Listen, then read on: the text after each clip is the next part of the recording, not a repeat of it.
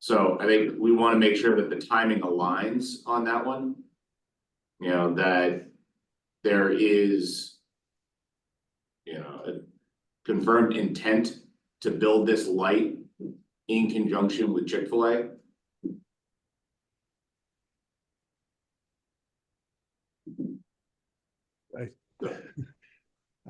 Again, we've spent probably $150,000 in drawings for this. Yes, the intent is 100%. I've tried to get other monies to try to help, dead end on every one of them, but we've still gone forward doing this. So it's all,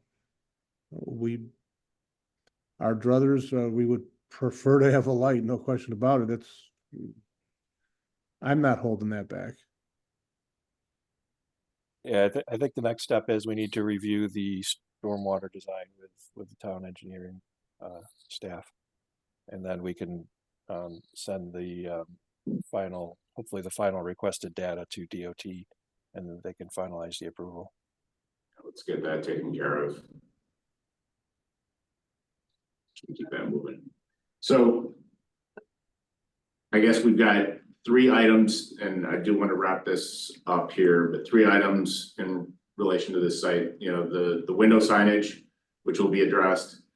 The ancillary parking, Joanne, your group will get an amended drawing to Doug so that we can, you know, respond to it Thursday night. And then the last being construction at Chick-fil-A and its timing with the light. And making sure that I would hope by the time Chick-fil-A opens at the latest that the light is in place.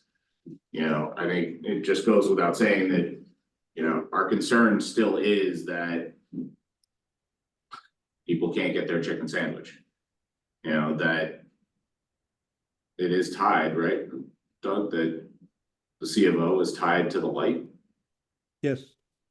That they Right, so we've It's got. it's in the resolution that we had for the last approval. Right, so we just want to make sure that that's there and that the issue is not the town withholding a C of O, but the light is the issue. I mean, we would, you know, we want the same as you want, Nathan. I don't know how we can answer that. Yeah, I don't know how you would answer that either, but. Yeah. Well, I guess the concern or the question is, if you start building and you get a building permit and you get the building up and the DOT, it continues to be the DOT, what would the plan be? That's a concern. We did previously talk about temporary measures, and that I think that's in the resolution as well. Yeah. Obviously, that's not ideal. I don't recall there being anything temporary. The thing with the construction of it, again, we everybody tries to put the cart in front of the horse. It's just the order for the light. They said it takes 6 months to get a light. We don't have approval for the light yet. I don't want to go spend $100,000 for a light that. Oh, no, I'm more worried about you spending multi-millions of dollars to build a building that then you can't get a C of O and can't use because there's no light. That's how the resolution currently reads. Okay, well, again, I can only do my part of it. Chick-fil-A is building the building. Okay, their lease says they have to have, no, it doesn't say they have to have it. They can't open. Right. Without a light. That's right. You guys put that in there and we present that to them and they have agreed to that. So they know they can't open until the light or temporary light is there. It's as far as ordering lights and doing all that, it's out of our control until we have the blessing from DOT, which, you know, they keep saying, no problem, but it's been 2 years. I know. That's why we're trying to protect you as well, you know, because we have this condition and then you just don't want it to come back later and go like, hey, it says right here you can't open. And there's everybody lined up for their chicken sandwiches. And there's they're They not gonna can't- get a they can't certificate go Well, of they back. won't, yeah, occupancy. they're not gonna open, obviously, but, I I know. mean, I- Doug, I can't. think you had some communication with the state too. Is there anything you can do on your end to explain that, it's under approval and anything they can do to speed that up? I mean, I think you just have to meet with us to make sure that everything is acceptable to you and that that's part of the requirements. Anything you can do on your end, we'd all appreciate. You all know the consultants in the room, what it takes to Yep. move some of these things. But I mean, it is what it is, right? If it's there and there's no C of O, they don't open, and they're aware of that. This is not unique to fast food Right. restaurants that need lights. Right. Okay, all right. I think that was a concern of the board. So is everyone fine with the resolution as it stands on that issue? So we don't have to really address it further. It's already in the resolution. Right. Sounds like the storm Sounds like just needs to everybody be knows. reviewed. Yeah. Right, okay. So we're just on those first two issues and I think we're okay to modify the site plan if everyone agrees to the reserve. And the sign's being taken care of. I think it'll be fairly simple then Great, on Thursday. okay. Any Okay. other issues? I mean, I appreciate your time. We did go a little bit over what the intended time was, but there are no other issues. Look forward to seeing your updated materials and seeing you on the agenda Thursday night. Great. Okay, Great. Thank Yeah, I'll you. get those drawings you. over to you. Thanks, Rob. bye now. Thank you. Bye-bye. Okay, next up, we've got High Tech. The interim project. Good morning, John O'Brien from Huber Brewer. Our focus today, we're following up on some items that were raised in the concept review that we had probably a month ago. Two primary items that we left that meeting understanding that we needed to address. One was to enhance and refine the elevations, building heights, and particularly the entry portal at the southeast corner of the building and the Fly Road elevation in its entirety. The second really was how to satisfy our clients' need for security given their use, and particularly how the fence could be aesthetically treated along Fly Road so that it was not objectionable to the town, and that would take changing kind of the form and giving some undulation to that fence, and also enhancing landscaping and grading in that area so that the fence would kind of appear and disappear and wouldn't just look like a security fence along the front elevation of the building. Salem LaHood is on the phone also from QPK, and Salem can walk you through a bunch of presentation materials that we've done to address both those items.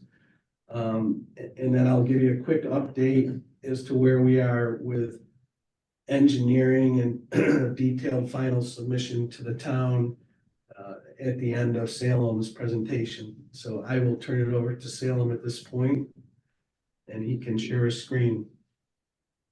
Good morning, everyone. Salem LaHood, I'm a senior architect at QPK. If I may, I'll try to share the screen now. Oh, it's disabled, so someone needs to enable share screen. Give it another shot, it should.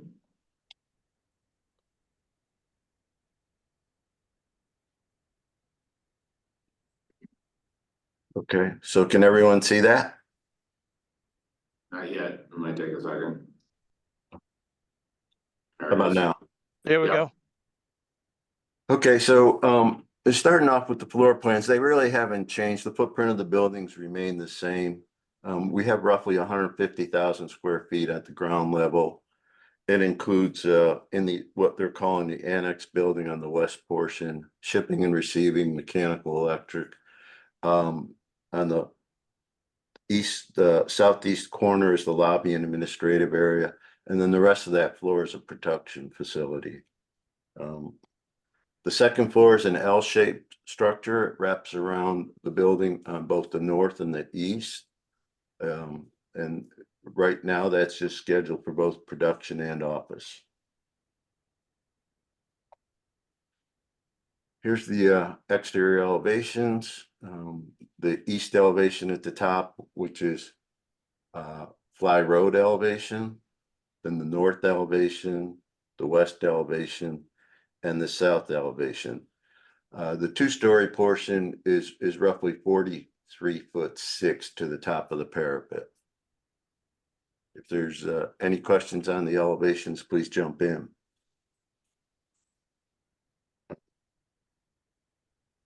So this is an architectural site plan that shows the orientation. The building entry is off of Hammersmith Drive. The east elevation is along Fly Road. What we're showing is a parking lot to the south, and then a parking area to the north, which I believe we would like to reserve based on the parking counts.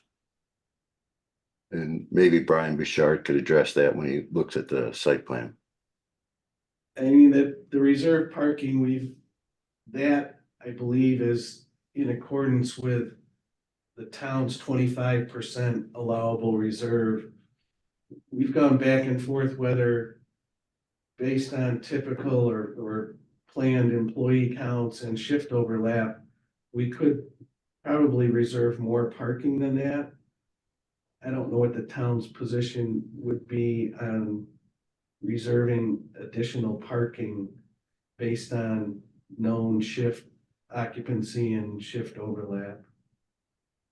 Additional reserve is going to require a variance Right. over 25%. Would the planning board support the variance? Is that Greater than something? 25%? Yeah. I think we'd have to hear the Okay, pitch. okay. If the real numbers make sense, I think we could support that, but we just have to see the real numbers. Yeah. Right, understood. Service court to the west of the annex building, you can see there's two loading berths at dock height, and then one loading berth at grade, and a couple of compactors. So here's an axon view from the south, kind of showing the overall southern exposure in the parking field. You can see in this image the undulating fence that wraps around, and it's landscaped on the east side Fly Road. Flagpole entry element, employee entries here, further west.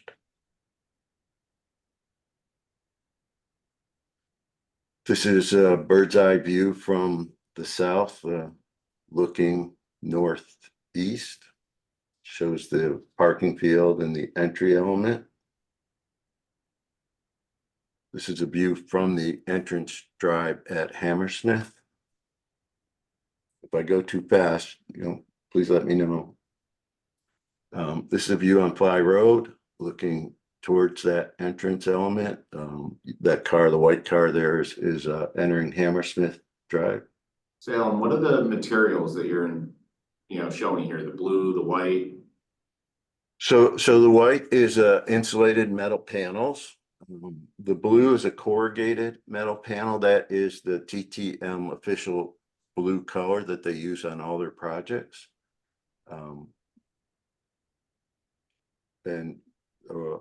The glass is just a continuous ribbon window in this area and on the east side as well. And the spandrel between the two ribbon windows on Fly.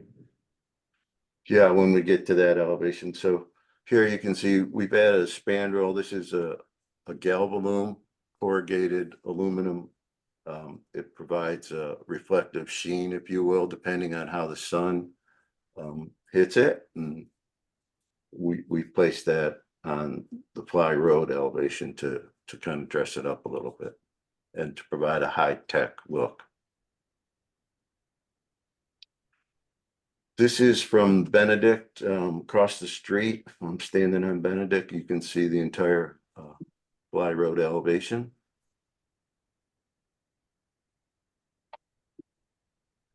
And then this is from the northeast looking southwest at the building.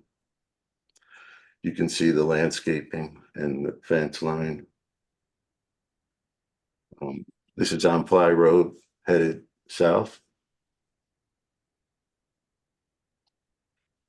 And then this is the final one, which is a bird's eye from the northeast looking towards the building, and gives you a better depiction of the landscaping. We've added some feature elements in the undulation where the fence moved away from Fly Road. Salem, what are the green boxes, just to summarize what those are? Oh, well, that's the electrical service and transformers. You're talking about here, Lake? Yes, yeah. And can we go back to that, back up and go back to that view from Fly Road looking south towards the building and those disappear? Well, I mean, you can just see the top of them there. And those are modeled accurate height, size, volume. I think we have some work to do to truly define the actual on those. There's still some outstanding information from National Grid that we're working through to just determine exactly what that equipment is as far as height. So could we ask that the berming and the planting along kind of that area maybe kind of, grow in height to just conceal some of that? Yeah, just our as intent a is statement, yeah.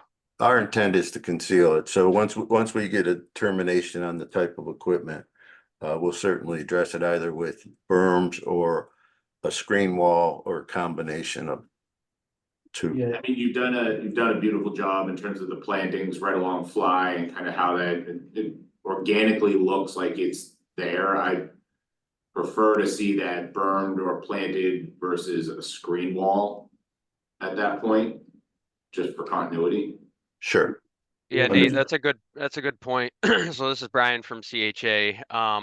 What we're also seeing here is the fact that Fly Road is probably 4 to 5 feet higher in elevation than what the pad elevation would be for that equipment. So grade is working to our advantage, such that you're right. If we make some minor changes to what the landscape berm looks like, you'd actually be looking over top of that equipment.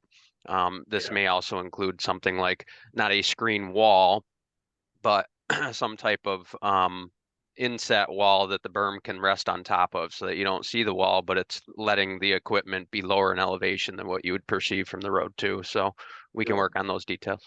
Great. Any other updates? Just generically, I'll mention that, this was sort of the aesthetic and sort of flavor of the design in terms of the renderings, but we've also worked on the grading and drainage plans, particularly to make sure that we're treating and managing the stormwater from what's the existing 100-year storm down to what would be the proposed condition as a 10-year storm. So a significant reduction in runoff rates that would be leaving the site. Site basically falls from Fly Road to the rear, which is the railroad, and there's some existing drainage infrastructure by way of a shallow pond that's back there. So we'll be doing our management upstream with bioretention areas, a sand filter, and some storage ponds, and then improving that existing permanent pool that's in the rear of the site to make sure that we handle our stormwater.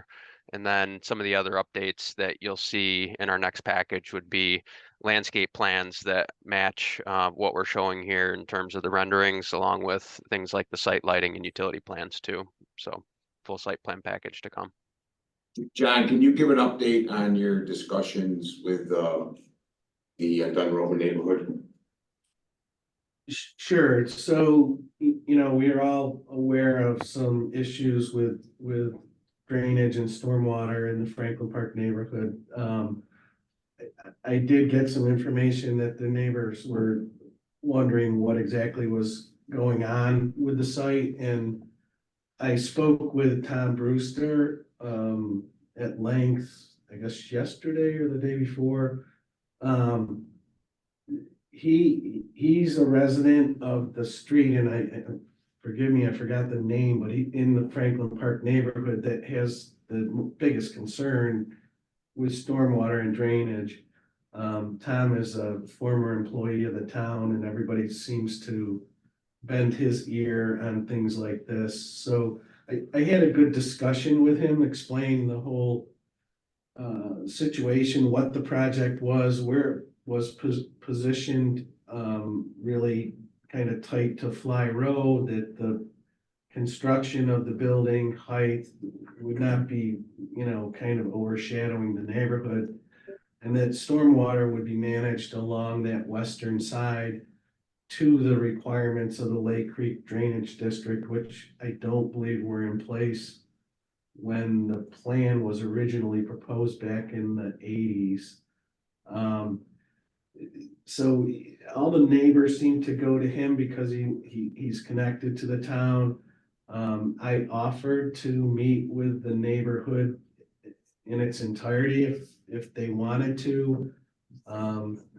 Tom didn't think that was something that was necessary based on our conversation, and that he was gonna kind of disseminate the information via text or phone calls to the neighbors, and he was very happy that I had made the call and with the information. So we exchanged cell phone numbers. I told him to call me anytime. I did make sure, because he was headed to Florida for a couple months, that this project was seriously being fast tracked so that so he wouldn't wait until he got back to give the information to the neighbors, and that I was willing to meet with them in his absence. He seemed very adamant about the fact that he could disseminate the information to the neighbors. And again, I told him anybody had any concern, just kind of reach out to me and I'd be glad to go through things with them. The only, you know, I brought up the issue of whether or not the perception in the neighborhood was that, and it was an Anaran use, and, you know, how have they coexisted with Anaran? And basically it said they've been a great corporate citizen and nobody's complained. He did raise one minor issue that said there was some outside equipment that if he was bordering it, he would not be happy, but I told him all the HVAC equipment was planned to be inside this facility. And that, together with the fact that it was pushed up against Fly Road, it shouldn't be an impact to them at all. So those were kind of the issues that he's heard, but it seemed to be very well received, and he understands we'll do whatever we can to help, so. Thank you. Based on updated elevations, site layout, renderings, are there any comments from the board? I mean, I appreciate all of the efforts that you guys have undertaken. The building looks great. Yeah, I think, Salem, my only thing was my comments from our little pre-meet last night was, did you do anything on the signage size just to inform the board on what the zoning, what the regulations are compared to what we're seeing here? I did, Leif, and I added a sheet to this presentation, so this is just an analysis of signage. I've got the zoning information to the right. So for the high-tech area, the maximum signage allowed is 120 square feet, and I believe it's not to exceed 10%. 120 square feet is the top elevation, so that kind of shows what 120 square feet looks like in proportion to the overall exterior. The east facade is 16,200 feet, and the 10% wall area would be 1620. There is in the provisions under the industrial uses an allowance for up to 300%. I know that's not specific to the high tech, but just as an example, if you were to do 300% that would be the middle elevation. And that's a sign area of 360 feet. And then the bottom elevation, if you will, is the one that we've been showing in the renderings. It's a total of 1,300 square feet. It falls less than the 10%, but obviously much higher than what the maximum allowed is. And are we measuring this sign correctly where the box is the bottom of the G and the top of the L's, or? Yeah, Yes, I could just note that these elevations, there is a rectangle that surrounds it, and it does go to the bottom of the G and it goes to the top of The swoosh. the swoosh. So there's a lot of empty sign area both at the bottom and at the top based on that. And all of these signs have the same sort of calculation based on your regulations that you draw a rectangle around the entire sign area.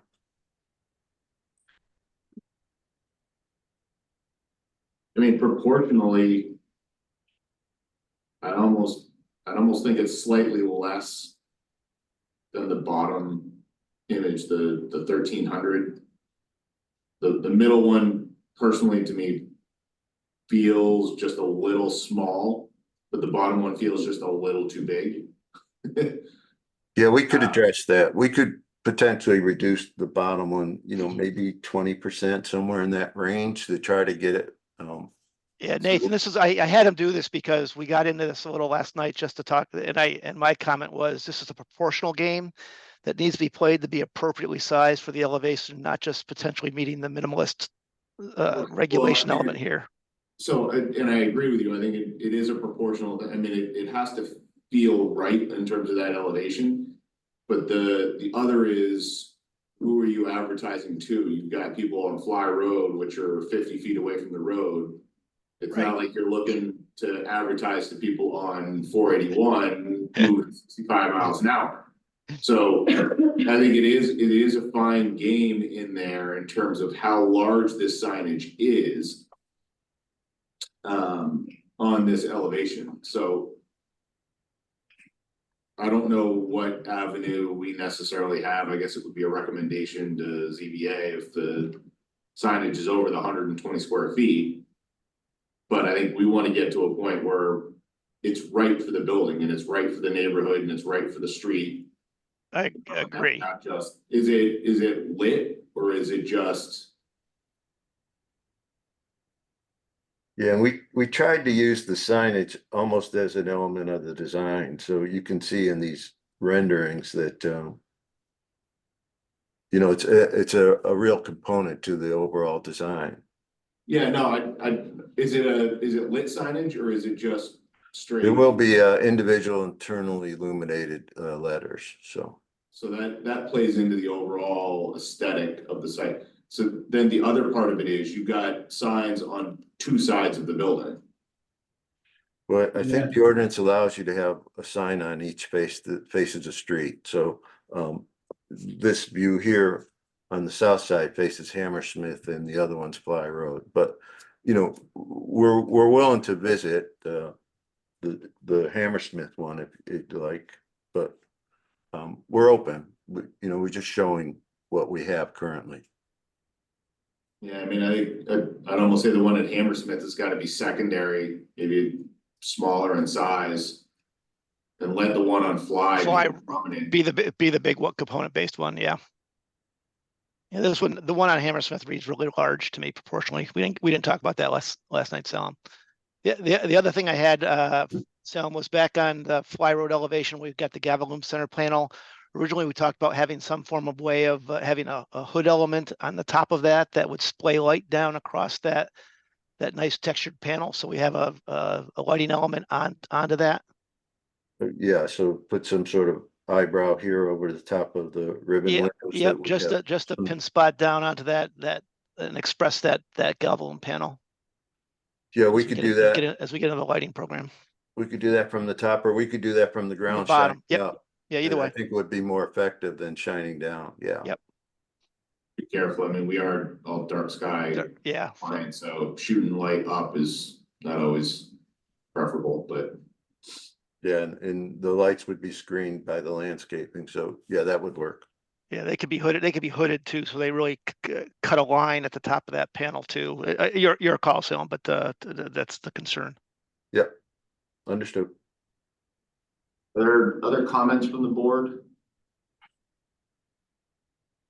Yeah, this is Doug. I do think this is a really nice project and I'm pretty excited about it. So I think in the next presentations as we progress, I'll be looking for your strategies on how any rooftop equipment is going to be integrated into the design. I'm not sure if there's any heating, cooling plants, site related work that'll eventually develop. I know it's as early in your design, so you probably haven't made it that far, but that'll be something I'll be interested in seeing how that's going to integrate into the building and the site. Well, I can address that. Currently, the thought is that we won't have any rooftop equipment other than perhaps some vents coming through. TTM would like to have what I'll call a mechanical catwalk throughout the system where they put their units on and distribute their HVAC, if you will, from those mechanical catwalks. So all internalized. Yes, Hey, because they have the volume to do that. Yeah. So. Okay.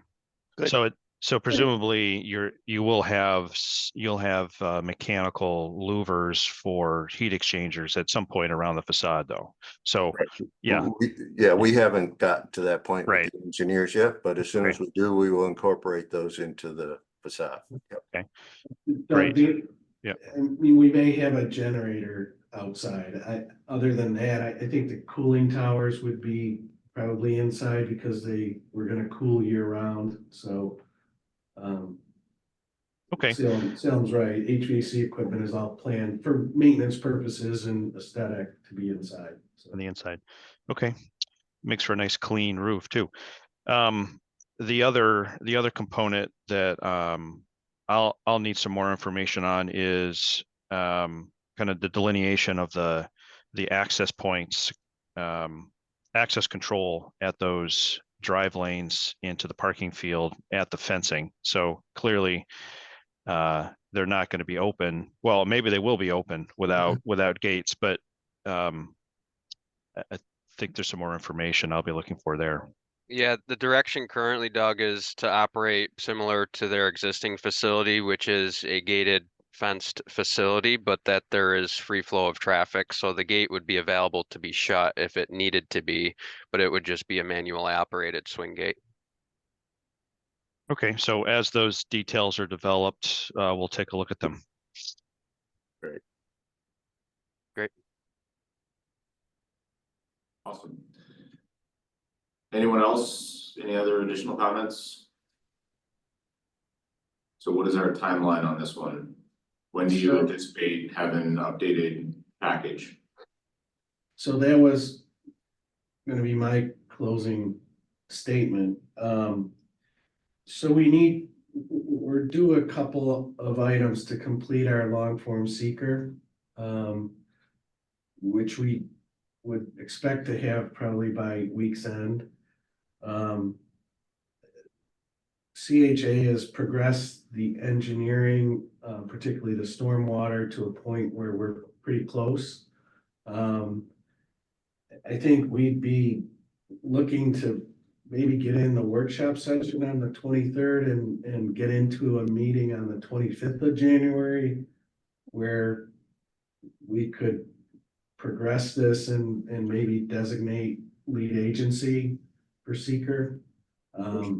I don't think we have time to get, I mean, the 11th is gone, meeting on the 11th is gone, so the thought would be the 25th, we could get lead agency and start that process and have a formal set of engineered drawings that we could submit for Mark Parrish to review. So you've been, as part of this process, you've been placed on the track A submission, where you provided that submission date list at this Not point? Not yet. No, So track A would have you providing any updated materials and package submission by the 25th of this month to be placed on the 8th of February planning board meeting. okay, So that would be your target to get on the next track A. And if you don't have that timeline, we can give you that timeline so that you have all of the track A deliverable deadlines okay. moving Yeah, forward. Yeah, I don't recall seeing it, so yeah, if you could forward it to Charlie and I, that'd be great. Yeah, we'll get that, but that would be your target. The 25th at 3 p.m. would be the deadline for getting materials in to be on the 8th of February track A planning board session. And that would be where we would get lead agency designation? Yeah, if all your materials are in, I think we could call for that. Would it be possible to do it on the 25th with a completed seeker form?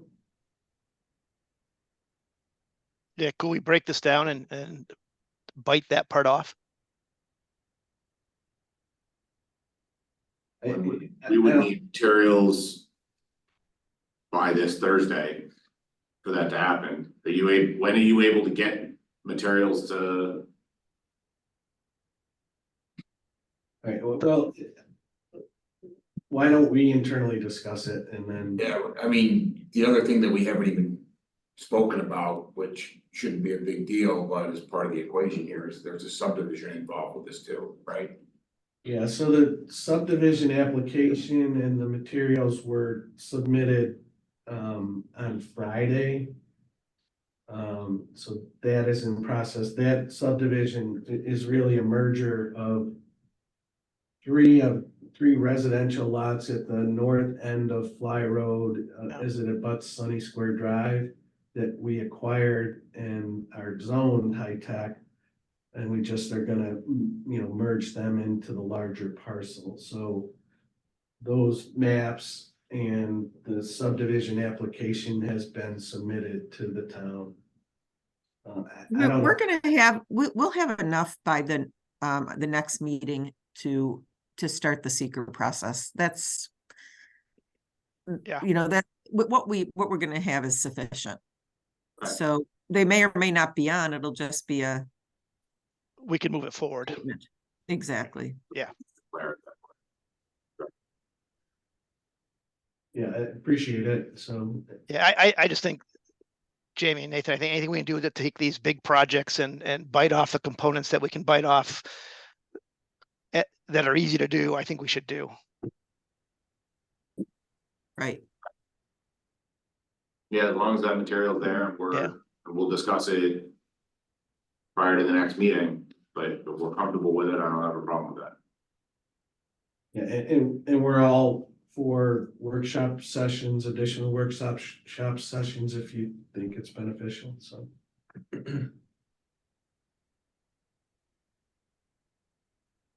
Right, I think that's all been great, response and comments, and we're excited about moving forward, so. well, I appreciate the modifications, I think, thank you to Leif for taking on a little bit more of kind of a liaison role to get this to push forward. I think it looks beautiful. And I appreciate the efforts that you guys have taken. Yeah, I'd second that in terms of Leif's help and assistance, and we've had good dialogue a couple of times with him, so appreciate it. Thank you all. All right, thanks, guys. Thank you. Thank you. All right. Any old business that we have to address at this point? Did you get a chance to review those submission dates, those two PDFs that I sent, the track A and track B?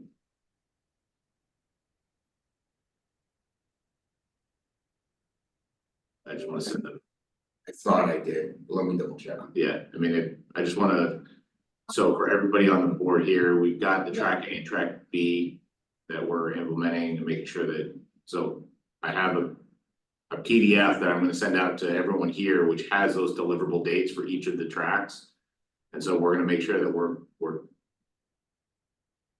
tracking each of the applicants in terms of where they are, in terms of both their submissions and their tracks, so that we keep everybody organized in here.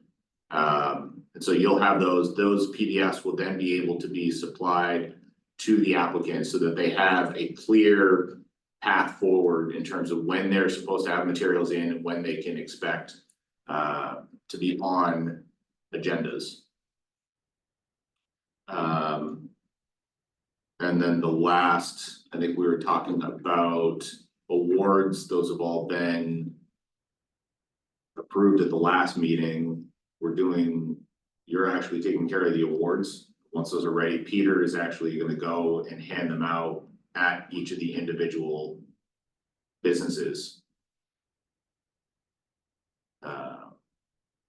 As soon as they're ready, I guess, right? Do we have any timeline on when those awards are gonna be done? I haven't talked to Peter about that, but I will. Okay, yeah, I mean, that was how we kind of left it at the end of his Right. term. Right. So.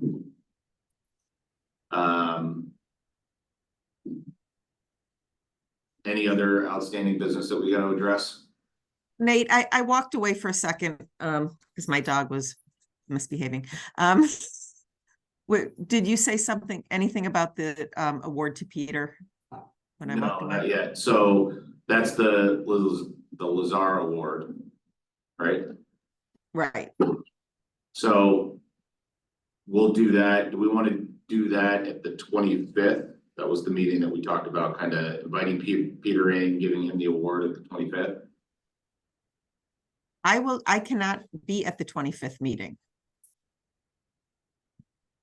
Just so Do you we know. want to try and do it? Well, I don't know that we have the award in hand yet, so. Right, I know we don't, I don't think it's here, right? You took care of that, so. Is that award being produced, or is that, First I've heard of it, I mean, I don't even know, I mean, how do you produce it? What are they, what are you looking who for? actually does the award? What do you mean, like the Yeah. yeah, I've taken care of it. Yeah, Oh, you have, we just okay. we go over to Dan.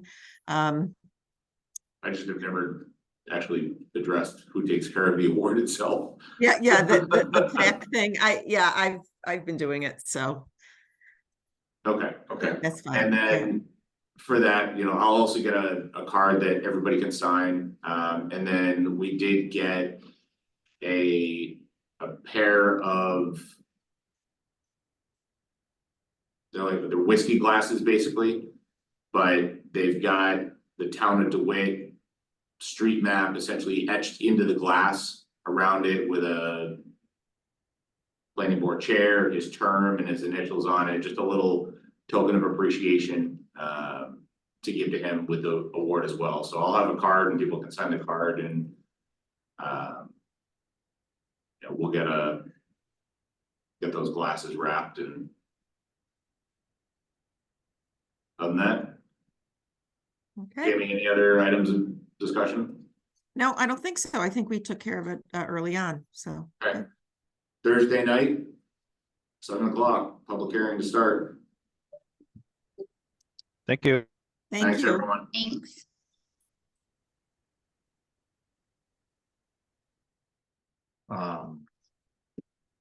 With Kenny.